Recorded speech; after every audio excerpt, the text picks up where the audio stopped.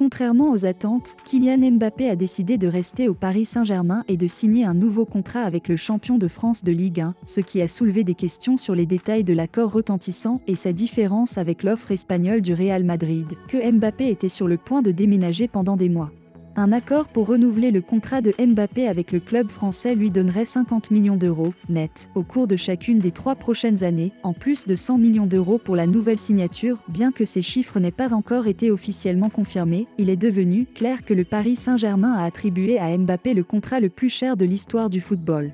Afin de surpasser l'offre du Real Madrid, le club parisien a dû surmonter un certain nombre d'obstacles pour garantir le séjour de Mbappé en France. L'un de ces obstacles est que les impôts sont beaucoup plus élevés que ceux auxquels sont confrontés les clubs en Espagne, en Angleterre ou en Allemagne, plus les soi-disant charges sociales en France, qui représentent encore 8 ou 9% du salaire. Les derniers calculs du Paris Saint-Germain montrent la masse salariale à plus de 629 millions d'euros, dont 136 millions d'euros directement liés aux charges sociales, et comme Mbappé est citoyen français, il supporte des impôts plus élevés que ses homologues étrangers, qui peuvent bénéficier de réductions d'impôts tant qu'ils ne restent pas plus de 8 ans dans le pays. Les offres faites par le Real Madrid et le Paris Saint-Germain étaient similaires sur le plan financier. Le Real Madrid avait offert 30 millions d'euros par an pendant 5 ans, le même montant total qu'il gagnerait au Paris Saint-Germain à raison de 50 millions d'euros en 3 ans.